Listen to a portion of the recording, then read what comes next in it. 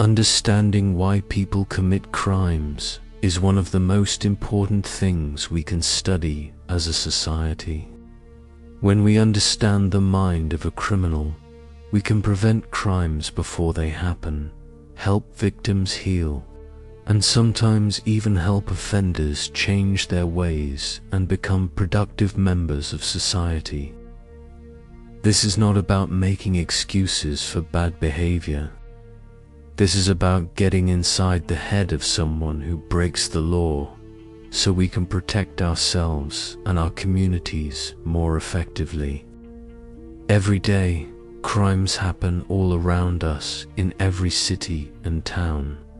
Some are small and barely noticed. Some are terrible and make the news. But behind every single crime is a person with reasons, however twisted or simple those reasons might be. Criminal psychology is the study of the thoughts, feelings, and behaviors of people who commit crimes. It looks at what makes people cross the line from thinking about doing something wrong to actually doing it. Profilers are experts who look at crime scenes, evidence, and patterns to figure out what kind of person did the crime. They use this information to help police catch criminals who might otherwise escape justice. But you do not need to be a professional to learn the basics of criminal psychology.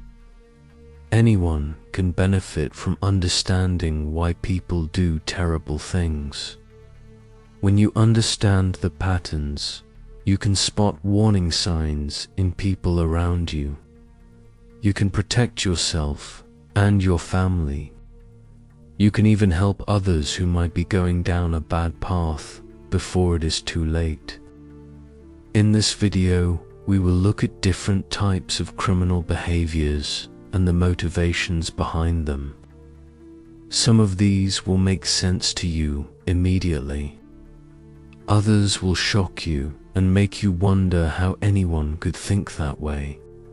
But all of them will give you a better understanding of the criminal mind that will serve you well. Let us start with the first type of criminal behavior, the opportunistic thief. This is the most common type of criminal you will encounter in your daily life. The opportunistic thief does not plan their crimes ahead of time. They see a chance and they take it without thinking very much. Maybe someone left their car unlocked with a laptop on the seat visible through the window. Maybe a store employee turned their back for a moment and left merchandise unguarded. Maybe a wallet fell out of someone's pocket and landed on the ground. The opportunistic thief was not planning to steal anything when they woke up that morning. But when they saw the opportunity right in front of them, they could not resist the temptation that presented itself so easily. The motivation here is simple but worth understanding deeply because it is so common. They want something they do not have and cannot afford or do not want to pay for. They see an easy way to get it with almost no effort or risk. The risk seems low because no one is watching and they think they will never get caught. So they act on impulse without really thinking about consequences. These criminals often tell themselves it is not a big deal and that they are not really bad people. They convince themselves that the victim can afford the loss easily or that insurance will cover it anyway, so nobody really gets hurt. They do not think of themselves as real criminals at all. They just made a choice in the moment that they feel was justified by circumstances or by their own needs. The professional thief. Unlike the opportunistic thief, the professional thief plans everything down to the smallest detail over long periods of time. They study their targets for weeks or months before making a move. They learn security systems inside and out and know every weakness. They practice their skills constantly until they can do everything perfectly. For them, stealing is a career that they have chosen deliberately, just like someone else might choose to be a doctor or lawyer. They take pride in their work, just like any other professional takes pride in their craft. Some professional thieves specialize in certain types of crimes, like jewel theft or art theft or burglary of high-end homes. They become true experts in their chosen field over many years of practice. The motivation is money, but there is often something more going on beneath the surface that drives them. Many professional thieves absolutely love the thrill of the job and the challenge it presents. They enjoy outsmarting security systems and investigators who are trying to catch them. They see themselves as skilled experts at what they do, not common criminals. Some even have a code of ethics that guides their behavior. They might refuse to use violence under any circumstances, or only steal from people they consider rich enough to easily afford the loss. The violent robber. This criminal uses force or the threat of force to take what they want from their victims directly. They might use a weapon like a gun or knife to intimidate and terrify. They might use their fists or their physical size to intimidate without weapons. The violence is part of the crime itself and not just a backup plan. They want their victims afraid because fear makes victims compliant and cooperative. It makes them hand over money or valuables without fighting back or trying to be heroes. The motivation can be money, but the violence itself often serves another purpose entirely for the robber.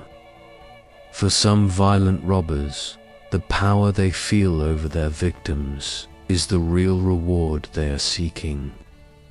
They might come from backgrounds where they felt powerless their whole lives and never had control over anything. The robbery makes them feel strong and in control. Others are simply desperate for quick cash. They need money for drugs or to pay debts to dangerous people who will hurt them badly if they do not pay on time. The violence is just a tool to get what they need as fast as possible. The serial burglar. This criminal breaks into homes or businesses over and over again without stopping until they get caught. They develop a pattern that becomes almost like a routine they follow every time.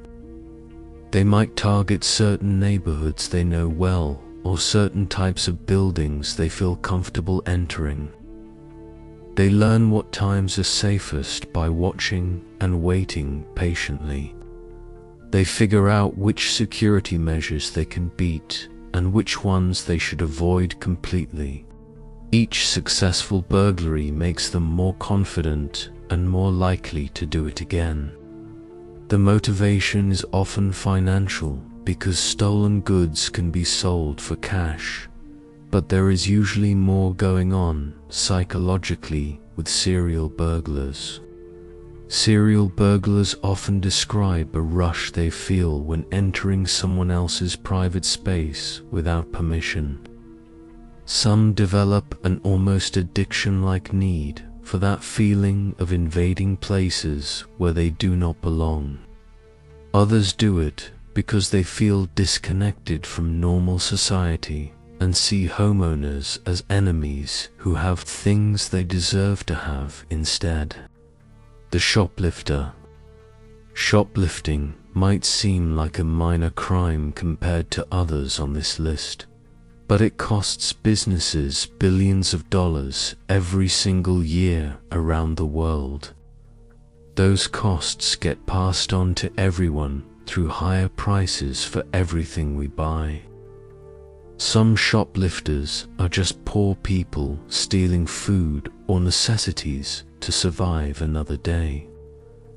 Others are organized criminals who steal merchandise in bulk to resell for profit in a criminal enterprise.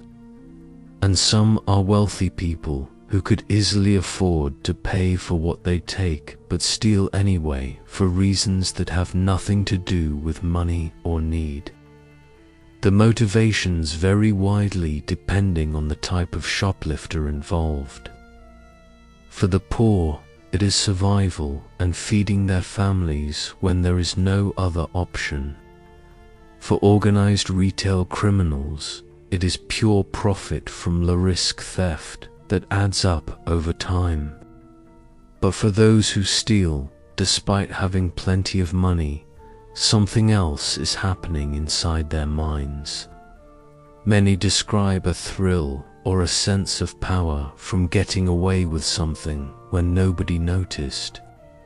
Some are dealing with stress or emotional problems and find that stealing gives them a temporary escape from their feelings. The con artist. Con artists are criminals who trick people out of money or valuables through clever deception rather than force. They do not use force or threats to get what they want.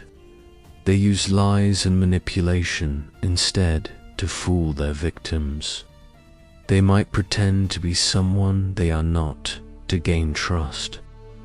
They might create fake investment opportunities that sound too good to be true but very convincing. They might manipulate people into trusting them completely over time and then betray that trust without a second thought once they have what they want. The motivation is money, but con artists also often enjoy the game of manipulation itself very much. They take genuine pleasure in being smarter than their victims and fooling people who think they are too smart to be fooled. They like the challenge of creating believable stories and maintaining false identities over long periods of time without slipping up. Many con artists are skilled at reading people quickly and knowing exactly what to say to build trust and make people feel comfortable. Some have deep issues with empathy that allow them to hurt people without feeling guilt or remorse. The identity thief.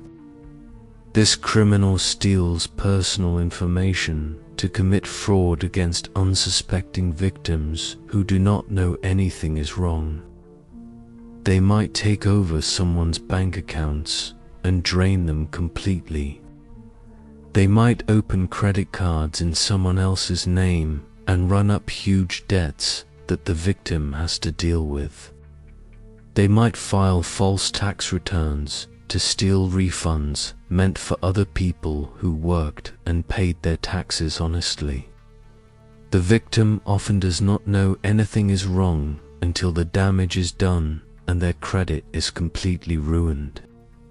The motivation is almost always money, because identity theft can be very profitable with relatively low risk of getting caught and going to prison.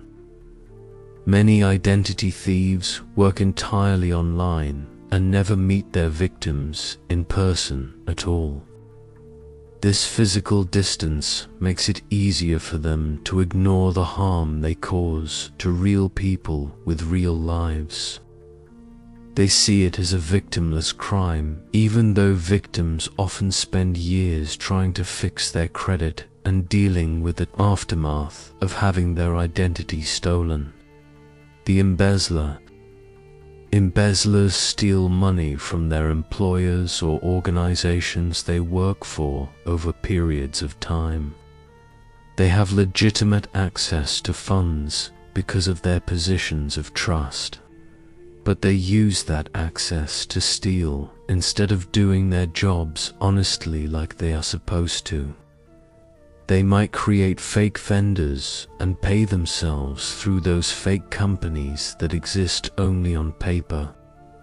They might skim small amounts over time, hoping no one notices the missing money. They might transfer large sums all at once and disappear before anyone realizes what happened. The motivation often starts with financial pressure from outside their work life. Maybe they have debts they cannot pay from gambling or shopping or medical bills. Maybe they have an expensive habit like gambling or drugs that eats through their legitimate income. But many embezzlers also feel they deserve the money they take from their employers. They believe they are underpaid or undervalued and not appreciated for all the hard work they do. They see the theft as taking what they are owed for their contributions to the company. The tax evader. Tax evasion is hiding income or lying on tax returns to pay less than you legally owe the government. It is different from tax avoidance, which is using legal methods to reduce taxes that everyone is allowed to use. Tax evasion is illegal and can result in serious penalties, including prison time. It can range from a waitress not reporting cash tips to billionaires hiding millions in offshore accounts in other countries where the government cannot find them or tax them. The motivation is keeping more of their own money for themselves rather than paying what they owe. But tax evaders also often feel justified in what they do and do not see themselves as criminals. They might believe taxes are too high and unfair, or that the government wastes money on things they disagree with, or that everyone cheats a little, so why should they be different and be the only honest one? They convince themselves that what they are doing is not really wrong because the government does not deserve the money anyway. The drug dealer. Drug dealers sell illegal substances to people who want them badly enough to pay. Some sell to friends to support their own habit and make a little money on the side for themselves. Others run large operations that bring in huge amounts of money and employ many people in a criminal enterprise. The drug trade is connected to much other crime, including violence, theft, corruption of officials, and human trafficking. Where drugs go, other crimes always follow close behind. The motivations are complex and worth examining closely to understand. Money is the obvious one because drug dealing can be very profitable very quickly. This is especially true in communities where legal opportunities are limited and young people see few paths to success or wealth through legitimate work. But there are other factors that draw people in. Some dealers start as users who need to sell to afford their habit because their addiction is too expensive otherwise. Some see it as the only way out of poverty when no one will hire them for legitimate work. The drug user who commits crimes. Many crimes are committed by people who are addicted to drugs and need money for their next fix desperately. They steal from family members who trust them and strangers on the street. They commit fraud and forgery to get money any way they can.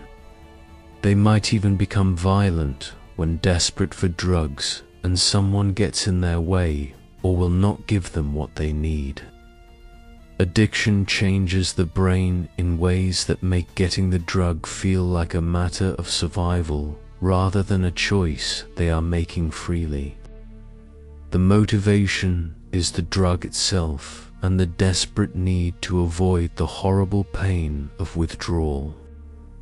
Everything else in their life becomes secondary to that need. An addict might love their family deeply and sincerely, know that stealing is wrong in their heart, and hate what they have become. But the craving is so powerful that it overrides everything else in their mind, and they cannot think of anything else. This does not excuse the behavior, because addiction does not actually force anyone to commit crimes against others. But it explains why otherwise good people who used to be decent do terrible things they would never have done before drugs took over their lives. The gang member. Gang members commit crimes as part of a group that has become their family and identity and everything to them. The gang provides identity and a sense of who they are, protection from other dangers, income through criminal activity, and a sense of family that many members never had at home growing up. Crimes might include drug dealing, robbery, assault, and murder of rivals. Gang members often see violence as necessary to protect their territory and reputation from rivals who would take everything from them otherwise.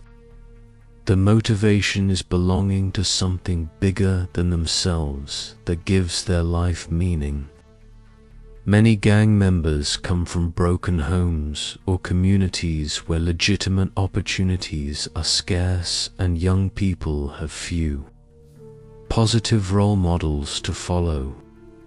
The gang offers what they cannot find elsewhere in their lives, including purpose, respect, and money to live on.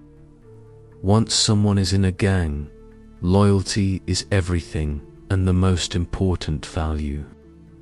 They might commit crimes they personally do not want to commit because the gang expects it and they cannot say no without serious consequences. The domestic abuser. Domestic abuse includes physical violence, emotional abuse, sexual abuse, and controlling behavior within intimate relationships between partners. Abusers hurt the people closest to them who love them and depend on them, often behind closed doors where no one can see what is really happening inside the home.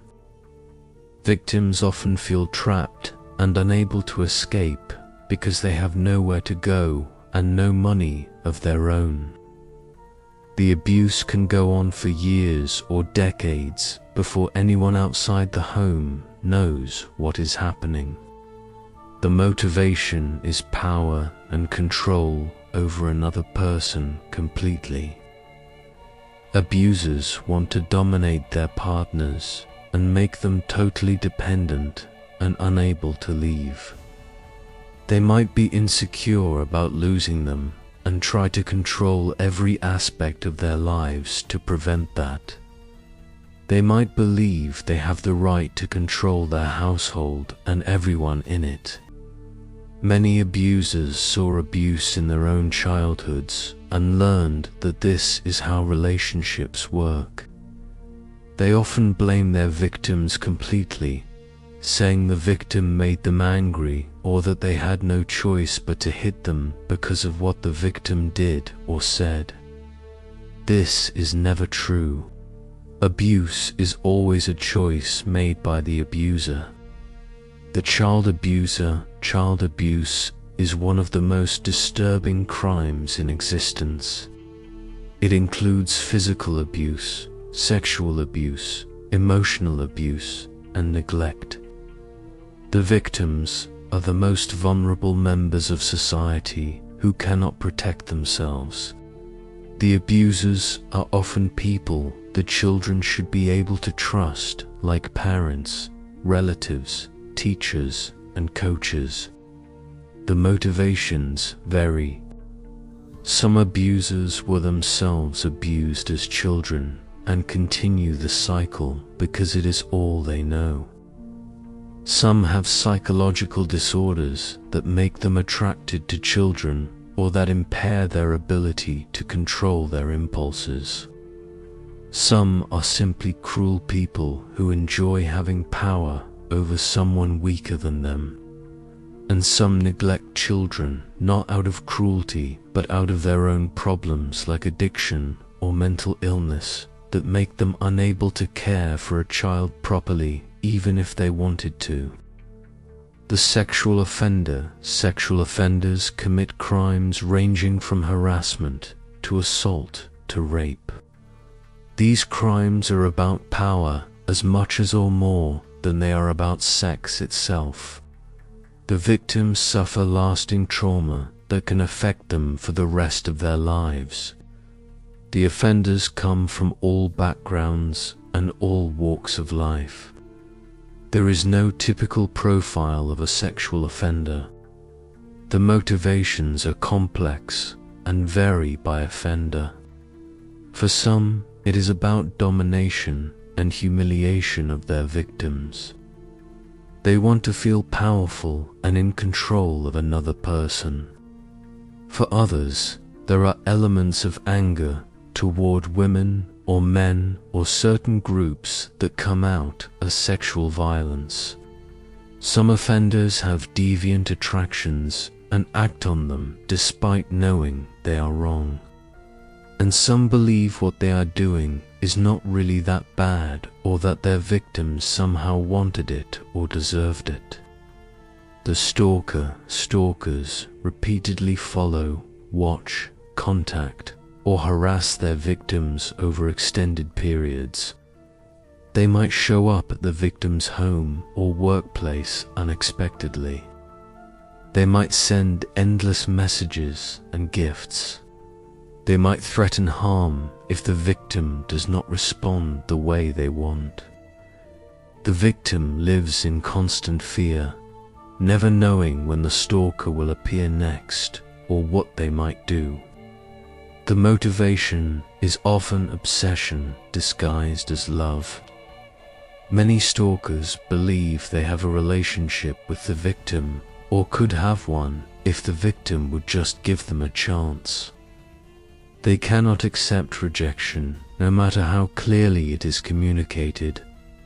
Every sign the victim gives that they want to be left alone is reinterpreted as a challenge, or a test of the stalker's devotion. Other stalkers are motivated by revenge against someone who they believe wronged them. The stalking becomes a way of maintaining control and causing ongoing fear in the victim's life. The kidnapping is taking someone by force and holding them against their will. It can be for ransom, for sexual purposes, for revenge, or because the kidnapper is delusional and believes they have some right to the victim. Kidnapping is a terrifying crime that strips victims of their freedom completely. The motivations depend on the type of kidnapping involved. Ransom kidnappers want money and see their victim as a means to get paid. They might release the victim once paid, or they might not. Sexual kidnappers want to control and abuse their victim. Their crime is really about their deviant desires and having total power. Some kidnappers take family members in custody disputes, believing they have a right to the child that was denied by courts. The arsonists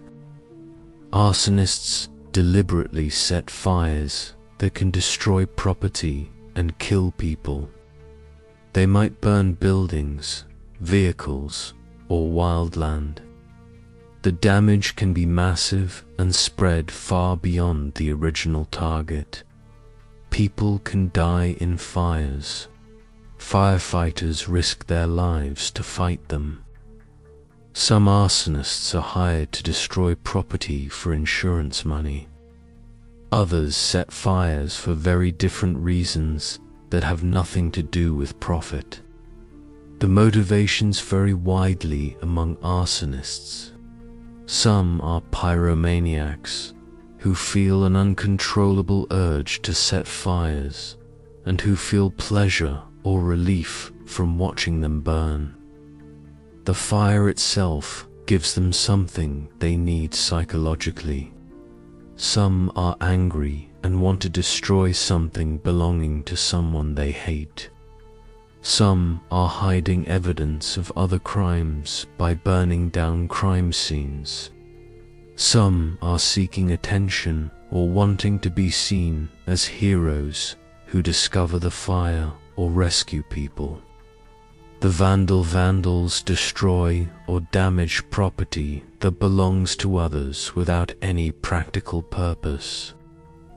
They might spray paint graffiti on buildings and walls.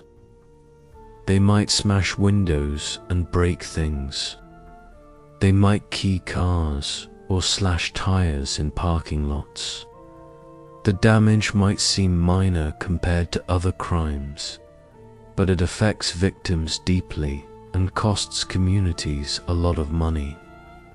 The motivation is often a combination of boredom, anger, and wanting to make a mark on the world. Many vandals are young people who do not fully understand or care about the consequences of their actions. Some are expressing political or social messages through their destruction, even if that message is unclear to everyone else. Others are targeting specific people or businesses they resent. The drunk driver drunk driving kills thousands of people every year around the world. Every drunk driver makes a choice to get behind the wheel when they know they have been drinking. They risk their own lives and the lives of everyone on the road with them. Innocent people die because someone did not want to call a cab or wait to sober up. The motivation is not really to commit a crime or hurt anyone. Drunk drivers do not set out with the intention to crash or kill, but they make a selfish choice based on their own convenience. They want to get home without the hassle of finding another ride. They tell themselves they are fine to drive, that they have driven drunk before without problems, that the distance is short. Alcohol impairs their judgment, so the more they have had, the worse their decision-making becomes. Everyone knows drinking and driving is dangerous. The choice to drink heavily and then drive is the crime, even before anyone gets hurt. The road rage is when a driver becomes so angry that they act aggressively or violently toward other drivers. They might tailgate dangerously close, cut people off, or throw objects at other cars. Some get out of their cars to confront other drivers physically. In extreme cases, they might use their vehicle as a weapon or attack someone. The motivation is anger that has gotten out of control.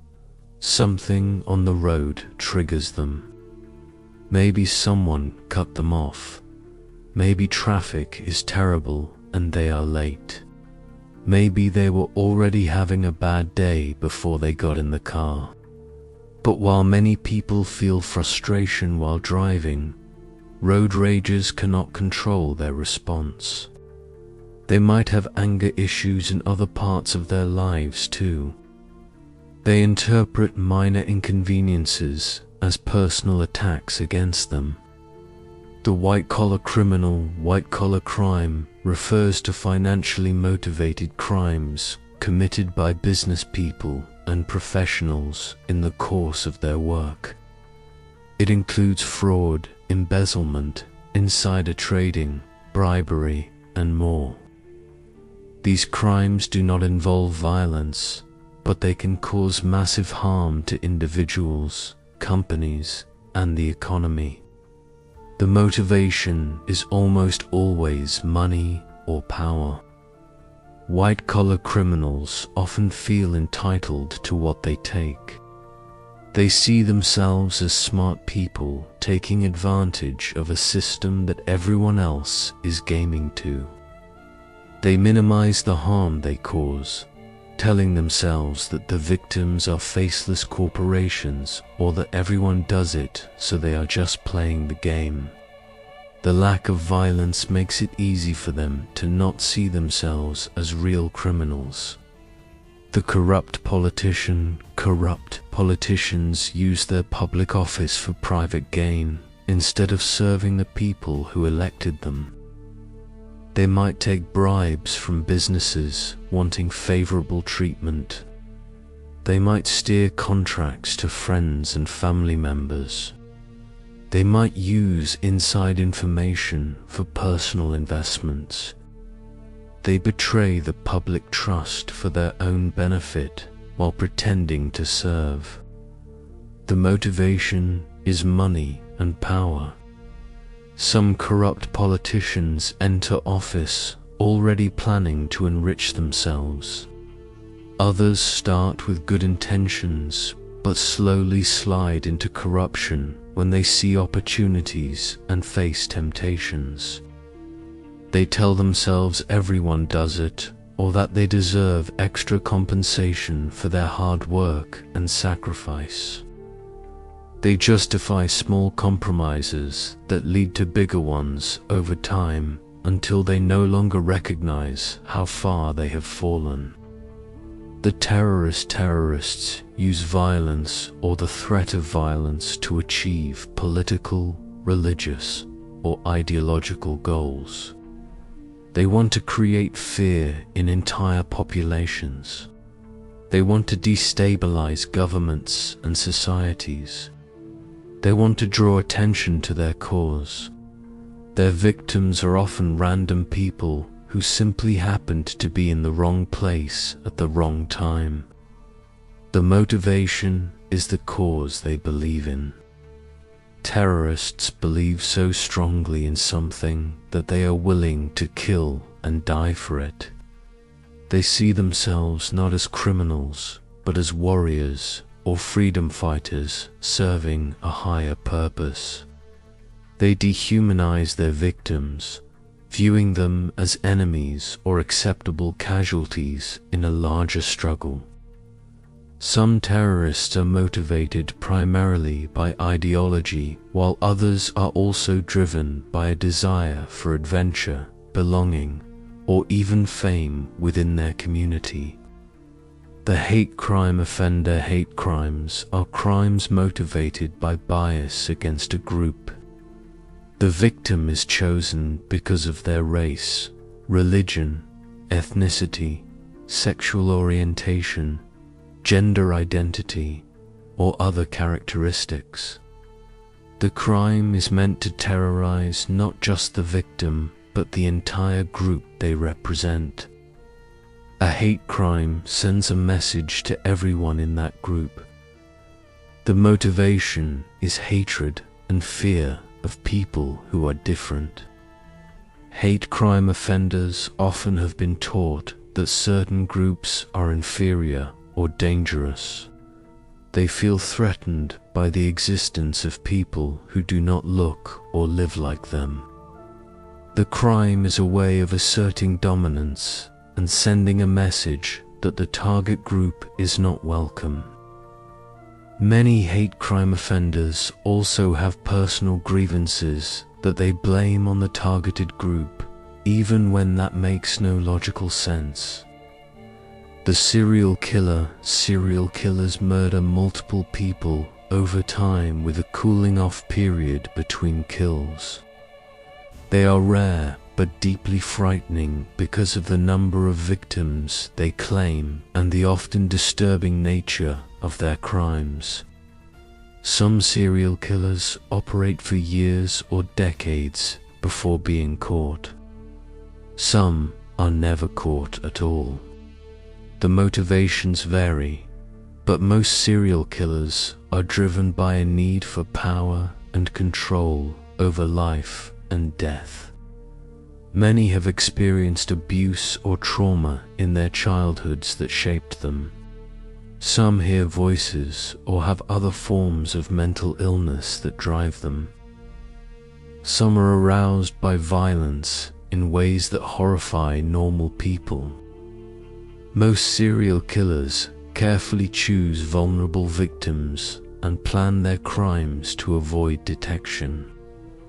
They often feel no remorse and may even enjoy reliving their crimes. The mass murderers kill multiple people in a single event. This includes school shooters, workplace shooters, and others who attack groups of people in public places. Unlike serial killers, mass murderers usually complete their killing in one incident. Many expect to die during or shortly after their attack. The motivations often include a combination of grievance, desire for fame, and suicidal impulses. Many mass murderers feel they have been wronged by society or by the specific group they target. They want revenge for perceived injustices. They want to be noticed and remembered. Many expect to die during or after their attack and see it as a final statement to the world. They often spend time planning and fantasizing about the attack. The contract killer. Contract killers or hitmen are people who murder for money. They are hired by others who want someone dead but do not want to do the killing themselves. Contract killing is rare, but it does happen, often connected to organized crime or business disputes. The motivation is money, pure and simple. Contract killers treat murder as a business transaction. They often distance themselves emotionally from the act, viewing it as just a job like any other. Some might have started in crime for other reasons and gradually moved toward more serious offenses. Others might have military or other backgrounds where they learned to kill without emotional attachment. The ability to murder without remorse suggests a serious lack of empathy. The crime of passion killer, unlike serial killers or contract killers, crime of passion killers do not plan to murder anyone. They kill in the heat of the moment, overwhelmed by emotions so strong they lose control. Usually, the victim is someone close to them, like a spouse or lover or family member. The motivation is overwhelming emotion, usually jealousy, anger, or feeling betrayed by someone they loved. These killers often describe feeling like something snapped inside them. They might have learned their partner was cheating, or might have had a terrible argument that escalated beyond anything they expected. They do not intend to kill, but in that moment they lose control completely. Many crime of passion killers feel genuine horror at what they have done once the moment passes.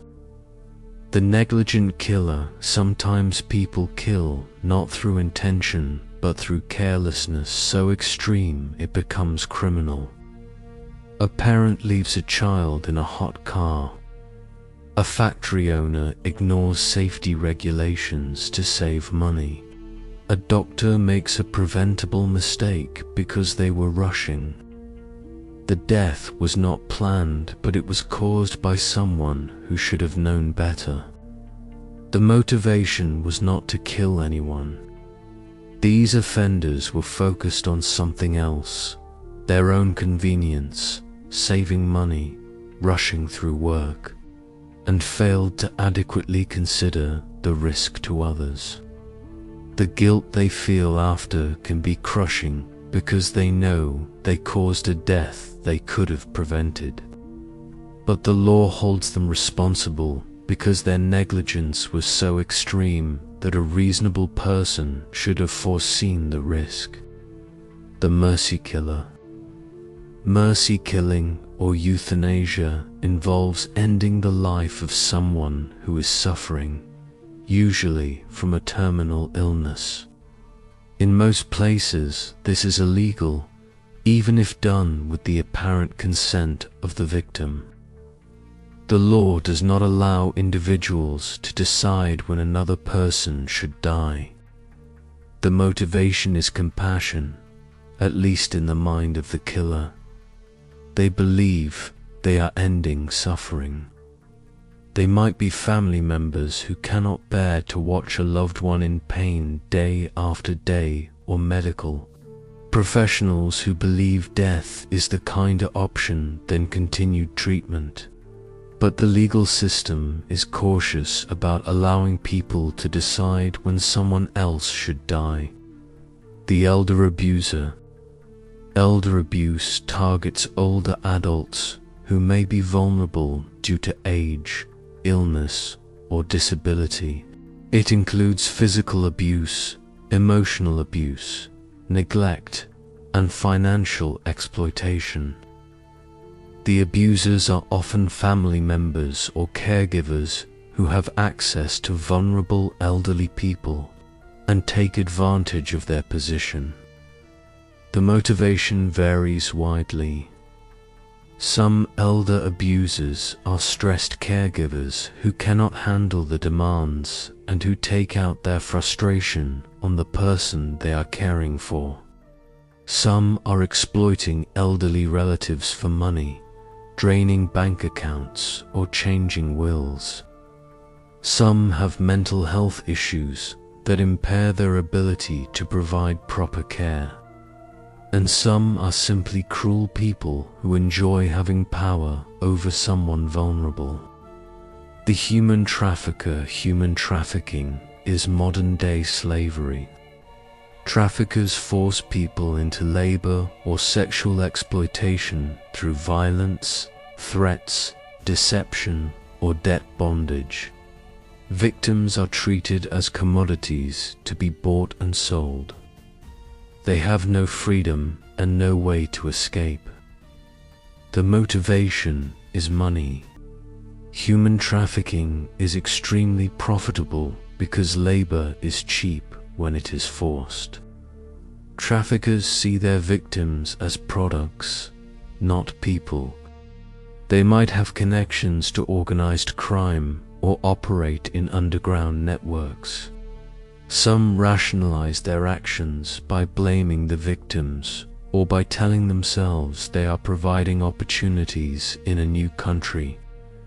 The cruelty required to enslave other human beings shows a profound lack of empathy. The pimp. Pimps profit from the prostitution of others. They find people to sell, often using manipulation, violence, or addiction to control them. They take most or all of the money the prostituted person earns. The person doing the actual work often keeps very little. The motivation is money and power over others. Pimps often see themselves as business people managing a commodity. They target vulnerable people, often those with troubled backgrounds or substance abuse problems who can be controlled. They use a combination of affection, promises, drugs, violence, and isolation to keep their victims compliant. Many pimps were themselves raised in environments where this was normalized behavior. The cybercriminals commit crimes using computers and the internet. They might hack into systems, steal data, create malware, run phishing scams, or engage in online fraud. The internet allows them to target victims anywhere in the world while remaining anonymous behind screens. The motivation is usually money. Cybercrime can be extremely profitable with relatively low risk of being caught. Some cybercriminals also enjoy the intellectual challenge of breaking into systems that are supposed to be secure. Others are motivated by political ideology and see hacking as a form of activism against governments or corporations. The distance between the criminal and victim makes it easy to ignore the human impact of the crime. The counterfeiter. Counterfeiters create fake money, documents, or products. They might print fake currency, forge signatures on checks, create fake designer goods, or produce counterfeit medications that can be dangerous or deadly. The motivation is profit. Good counterfeiters can make a lot of money selling fake products or passing fake currency. They see themselves as skilled craftspeople. They convince themselves that their crimes are victimless, that the people buying fake products are getting what they want for less money, or that passing a few fake bills does not really hurt anyone. But counterfeiting undermines trust in currency and commerce. The smuggler. Smugglers move illegal goods or people across borders. They might smuggle drugs, weapons, contraband, or migrants. They operate in the shadows, bribing officials and using hidden routes that law enforcement cannot easily find. The motivation is money. Smuggling can be very profitable because it fills demand for things people cannot legally obtain. Some smugglers specialize in certain goods. Others are part of larger criminal organizations that move many different things. Those who smuggle people sometimes claim humanitarian motives, saying they are helping people escape bad situations, but they usually charge high fees and often subject migrants to dangerous conditions. The poacher. Poachers illegally hunt or capture animals. They might kill elephants for ivory, tigers for their parts used in traditional medicine, or rare birds for the exotic pet trade. Poaching drives some species toward extinction and destroys ecosystems. The motivation is money. Animal products from poaching can sell for huge amounts on black markets. Poachers often operate in impoverished areas where the potential profit outweighs the risks and where few other opportunities exist. Some are part of organized criminal networks that operate internationally. Local communities sometimes support poaching because they see wildlife as a nuisance or because they need the income to survive. The environmental criminal. Environmental crimes include illegal dumping of waste, pollution violations, illegal logging, and other acts that harm the environment. The damage can be massive and long-lasting, affecting communities for generations. People get sick, water becomes undrinkable, land becomes unusable. The motivation is usually money. Companies dump toxic waste illegally to avoid proper disposal costs. Loggers cut protected forests for timber profits. Factories pollute rather than invest in cleaner technology.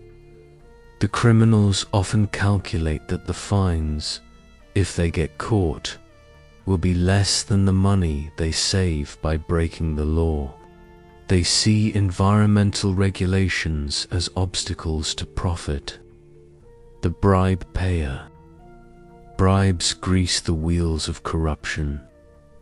The bribe payer offers money or favors to officials in exchange for favorable treatment. They might bribe to win contracts, avoid regulations, or get permits they should not receive. The motivation is advantage over competitors and easier paths to what they want. The bribe payer wants something they cannot get legitimately, or wants to make getting it easier. In some industries and regions, bribery is so common that business people feel they cannot compete without participating. They justify their actions by saying everyone does it, or that they had no choice if they wanted to stay in business. The fence. A fence buys stolen goods from thieves and resells them to buyers. They are the crucial link between theft and profit. Without fences, thieves would have a much harder time converting stolen property into money and might not steal as much. The motivation is profit from the markup. Fences buy low from thieves who need quick cash and sell high to buyers who want bargains and do not ask questions. They might specialize in certain types of goods, like electronics or jewelry. Many operate behind legitimate businesses that provide cover for the illegal trade.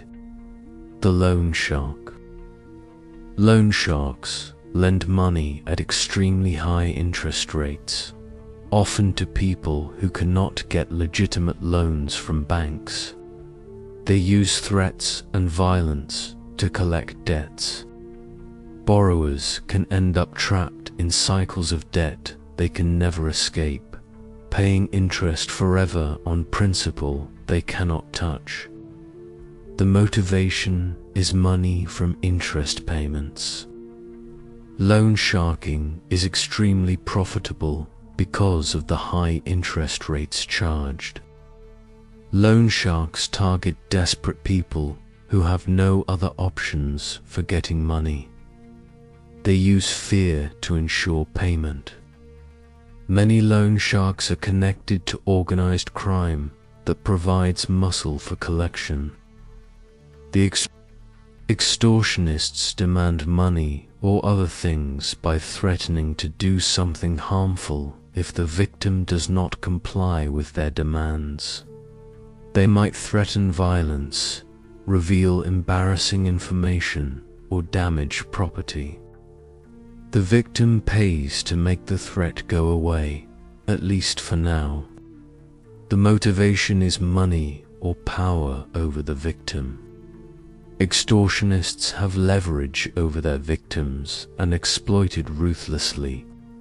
Some extortion is opportunistic, taking advantage of information stumbled upon by accident.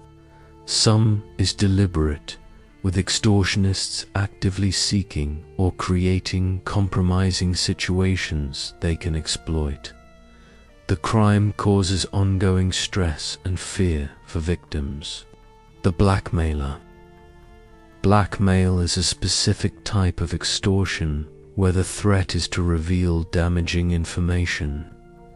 The blackmailer might have evidence of an affair, criminal activity, embarrassing photos, or other secrets the victim wants to keep hidden from family, employers, or the public. The motivation is similar to other extortion: money or power over the victim. Blackmailers often feel entitled to compensation for keeping secrets. They might have come across information accidentally, or might have actively sought it out. Some blackmailers know their victims personally, which adds a betrayal element to the crime. The carjackers steal vehicles by force, confronting drivers directly. Unlike car thieves who take unattended vehicles, carjackers approach drivers and use weapons, threats, or violence to take the car while the owner is present. The motivation is usually financial. The stolen cars are sold, chopped for parts, or used in other crimes. But the violence of carjacking suggests additional motivations for some offenders. The power of threatening someone and taking their property by force gives some carjackers a rush they enjoy. Others are desperate, perhaps needing a vehicle for escape or needing money urgently.